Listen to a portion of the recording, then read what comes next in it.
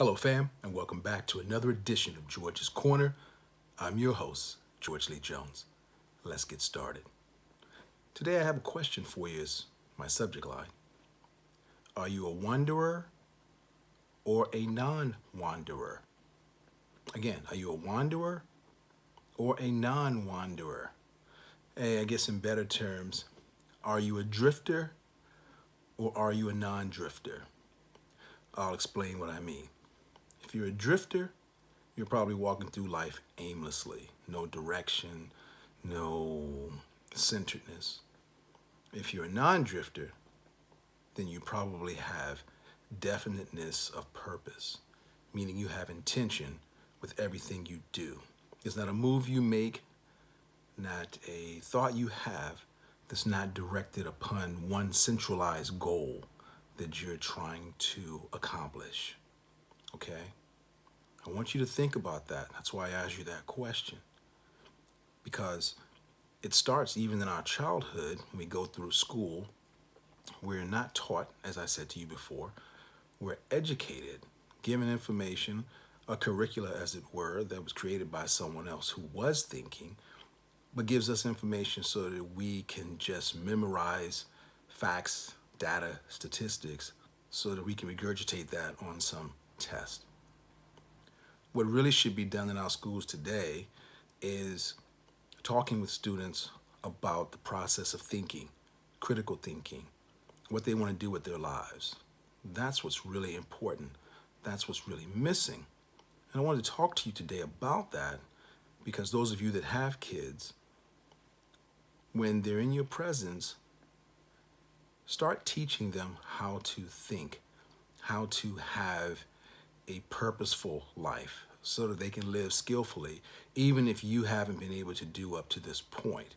Please start instilling in them now so that as they grow up, they have what is commonly known as a hypnotic flow or hypnotic rhythm, so that as they repeat or have repetition in the activities, positive activities that you instill in them, it becomes habitual. And as we know, anything habitual leads to whatever results we get in life. I'll give you an example because I like to give you stories behind things. I had a conversation with someone recently about when we make our decisions, and again, this is from constant meditation and thinking on my behalf, we make our decisions typically out of love or fear. Again, we typically make our decisions in life based on love or fear. Here's my example. You have a job that you hate. It's causing you all kinds of stress. I mean, I don't mean just stress you think of in your mind. I'm talking about actual physical ailments you're getting. Like maybe you're having hives or you're having pain in your neck, your back, numbness in your arm or your fingers. Okay? I mean, that kind of stress that manifests itself into a physical form. Now, here's the story. You hate your job. We know this. Now, here's where your decision making comes in. Okay? Follow me closely. Fear. I hate my job, but if I don't do it well, they'll possibly fire me. So you made your decision to stay based on fear, loss of maybe economics, which again, that's one of the biggest things that keeps us behind is fear of poverty. Okay, so keep that in mind. I want you to know this. A decision based on love. Same scenario, same story. I hate my job. I'm going to quit because I love myself and I want to be here longer. I want to be here for the family and friends that care about me.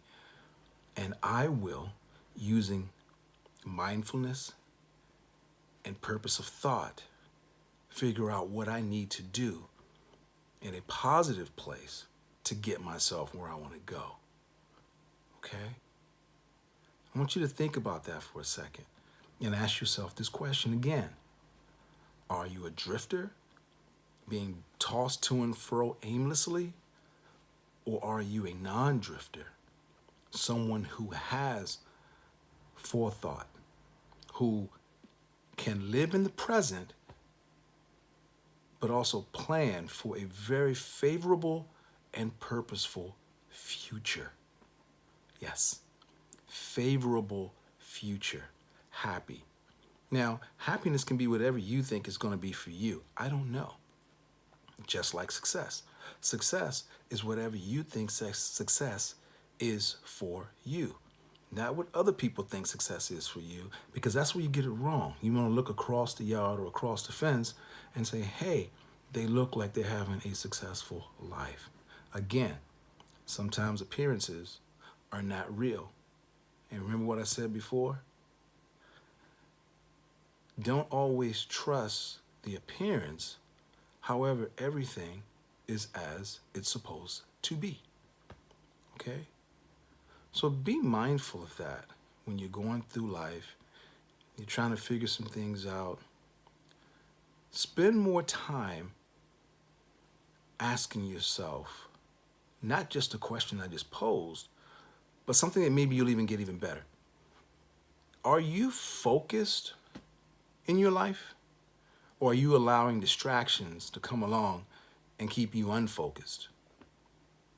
Another great way that I've discovered for myself to keep me focused is to write down the goals, desires, dreams that I have and reflect upon them in the morning, if I have time during the day, and most importantly, at night before I go to bed. Reason being is it's top of mind awareness. And as I'm sleeping, my subconscious mind is bringing that vision that I'm having for myself into fruition.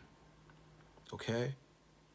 I don't have a lot more to say to you today, but I just wanted to share that with you because it was a very important thought that came to me, is that the majority of people go through life aimlessly and are unconsciously victims of their own doing. And they don't even realize it because, again, when we were children, we were told that an idle mind is the devil's playground, right?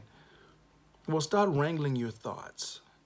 Get some perspective, some focus on what you really want for your life. Because I tell you, right now where you are is exactly where you're supposed to be based upon the steps that you've taken. So take some time. Utilize critical thinking. I was telling someone the other day that one of the reasons that the majority of the countries in our world are led by dictators, and if we're not careful, it could happen here, is because the person who is in power takes the time to figure out one important critical thing. And that is that most people relinquish their power of thought and rather give it to somebody else. You say that's not you? Think about your life for a second. Not saying it is you, but just think about it, okay? It may be the only thoughts you had today. But again, I digress. Don't let someone dictate authority over you because you relinquish your power of thought. Remember, we're all one, supporting one. All of us, okay? There's so many other things that's coming to my mind right now, but I'm going to wait for another time to address you with these. But just keep in mind and ask yourself this question. Are you a wanderer or a non-wanderer? I'm hoping you're the latter, because what that means is that you're focused on whatever it is that you need to get done to make your life the most wonderful, spectacular, and admirable experience that you could ever have. Again, love yourselves, be great and kind to others, and oh yes, always, always be learning something new. Until next time, fam, I'm your host, George Lee Jones. Love you all. Peace.